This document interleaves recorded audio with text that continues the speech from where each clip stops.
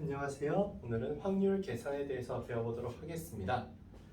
우선은 확률이라고 하는 것이 어떤 건지에 대해서 얘기를 해보자면요. 확률은 그 정의가 어떤 시행을 했어요. 우리 지난 시간에 시행이다, 사건이다, 뭔지 다 배웠죠? 그거 혹시 모르시는 분은 한번 앞에 거 다시 보고 와주세요. 어떤 시행이 있는데요. 그 시행에서 사건 A가 일어날 가능성을 사건 A의 확률이라고 부르겠다라는 거예요. 그리고 그때 우리는 얘를 PA로 나타내는데 이 확률을 계산하는 방법은 크게 세 가지가 있더라라는 겁니다. 수학적인 확률, 통계적 확률, 기하학적 확률 세 가지예요. 다만 우리는 이제 문제에서 제일 많이 쓰는 건 뭐냐? 수학적 확률 되겠습니다. 이 수학적 확률은요. 뭐 다르게 제가 표현할 때 보통 이런 얘기 많이 하는데 가장 상식적인 확률이라고 얘기를 해요. 예를 들어서 우리가 가위바위보 해보면은 우리가 묵을 낼 확률 얼마다? 3분의 1이다 라고 하죠? 이유가 뭡니까? 그냥 세 번 중에 한 번은 묵지 빠 중에 고르니까 네, 그 중에 하나니까 3분의 1이겠지 라고 쉽게 생각할 수 있는 것처럼 여기도 그래요. 어떤 시행으로 발생하는 표본 공간을 S라고 했습니다. 그러면은 여기는 확률은 전체 경우의 수분에 해당 경우의 수라는 건데 아까 말했던 묵지빠 얘기로 돌아가서 얘기해 보면은 묵지빠 3개 중에 주먹을 낼 확률 하나죠. 그래서 3분의 1이다. 이렇게 계산한다라는 거예요. 그렇기 때문에 가장 상식적인 확률로서 그냥 우리가 생각하는 대로 내가 동전을 던지면은 2분의 1 확률로 앞, 2분의 1 확률로 뒤겠지. 이런 것도 다 전부 다 수학적인 확률이다라는 거예요.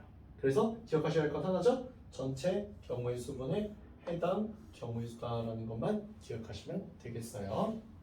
다음 통계적 확률. 그럼 얘는 뭐냐? 앞선 얘와 뭐가 어떻게 다르냐? 얘는 이런 거예요. 어떤 사람은 주구장창 계속 주먹만 내더라라는 겁니다. 그럼 그 사람은 주먹을 낼 확률이 3분의 1이 아니죠? 실제로 얼마예요? 1이죠? 무조건 계속 주먹만 내니까요. 즉 얘는 그래서 뭐냐? 똑같은 시행을 n번 반복했어요. 가위바위보를 한 10번 했다 치죠. 근데 이 10번 동안 사건 A가 A번 일어났다 했어요.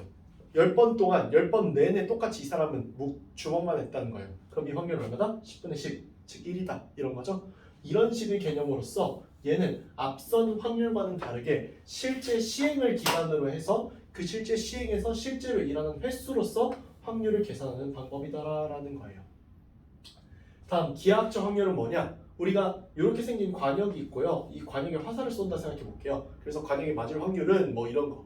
이런 개념으로 보는 것으로서 도형에서 전체 영역 S에서 A에 속할 확률을 물어보는 건데 바로 그건 뭐다? 영역 S가 영역 A와 얼마만큼의 크기 비를 가지고 있는가를 바탕으로 확률을 재는 거다.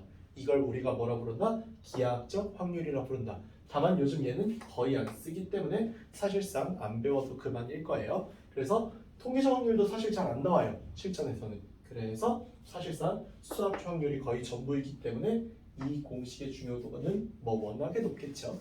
꼭 외워줘야 되겠어요.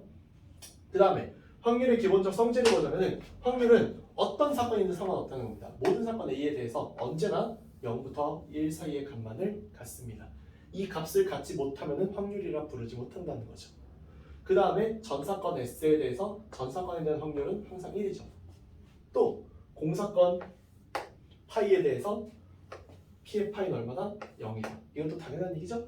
전사건이기 때문에 전체 모든 사건의 확률은 당연히 모든 게 다 나올 수밖에 없으니까 1일 거고 공사건 아무것도 없는 사건은 당연히 나올 수 있는 사건이 없으니까 0이겠죠.